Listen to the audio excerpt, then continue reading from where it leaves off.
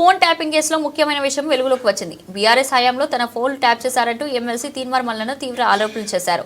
2022 July 31 నుంచి 3 నెలలు, మరో ఫోన్ను 2022 అక్టోబర్ 31 నుంచి ఏడాది పాటు ట్యాప్ చేశారన్నారు. ప్రజాస్వామ్యాన్ని తునాతునకలుగా చేసిన కేసీఆర్ సర్కారు తనతో పాటు అనుచరుల ఫోన్లను, కుటుంబ సభ్యుల ఫోన్లను కూడా ట్యాప్ చేసిందని మల్లన్న ఆరోపించారు. బీఆర్ఎస్ పార్టీ పరిపాలనలో కొన్ని వేల ఫోన్ నెంబర్లు ట్యాప్ చేయడం జరిగింది. ప్రజాస్వామ్యాన్ని పూనీ చేస్తూ మా అందరి ఫోన్లను ట్యాప్ చేస్తూ మమ్మల్ని మావోయిస్టుల సానుభూతి పరులుగా మా పేరు చెప్పి మా కాల్స్, మా డేటా అంతా రికార్డ్ చేయించి మా ఫోన్లు ట్యాప్ చేయించి అటు కేంద్ర ప్రభుత్వాన్ని, ఇటు ప్రజలను, ఇటు పోలీస్ వ్యవస్థని అన్నిటినీ తప్పుదో పట్టించినటువంటి కల్వకుంట్ల చంద్రశేఖరరావు గారు నా ఫోన్లను దాదాపుగా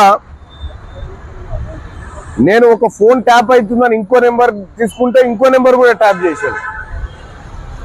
ఒక ఫోను 31 తారీఖు 10వ నెల 2022 నుంచి కరెక్ట్గా 30 తారీఖు 10వ నెల 2023 వరకు ఒక నెంబర్ ఏమో ఏడాది మొత్తం ట్యాప్ చేసిండు. ఇంకో నెంబర్ వచ్చేసి 31/7/2023 నుంచి సెప్టెంబర్ అంటే 10 దాదాపు 3 నెలల పాటు ఇంకో ఫోన్ ట్యాప్ చేసిండు. కరెక్ట్గా ఎన్నికల సమయం వరకు ట్యాప్ చేసిండు. ఇట్లా దీనికి కారణాలు ఏంటంటే అప్పట్లో ప్రభుత్వ నిర్ణయాలకు వ్యతిరేకంగా మేము పోరాటం చేస్తున్నాం కాబట్టి ప్రజల పక్షాన పోరాడుతున్నందుకు మా ఫోన్లన్నీ ట్యాప్ చేయడం జరిగింది. నాదే కాదు, నా చుట్టుపక్కల ఉన్నటువంటి నా వాళ్ళే కూడా అందరి ఫోన్లు కూడా ట్యాప్ చేయడం జరిగింది. వీళ్ళు ఎక్కడ పోతున్నారు, ఏం చేస్తున్నారు అనేటువంటి ఇన్ఫర్మేషన్ గ్యాదర్ చేసి పనిచేసినారు.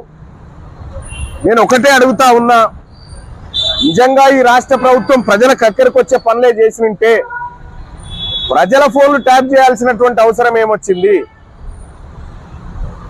ఇప్పుడే కొద్దిసేపటి క్రితమే అధికారులు వీటికి సంబంధించినటువంటి అంటే వీళ్ళు కేంద్ర ప్రభుత్వానికి ఏమని పెట్టుకున్నారు,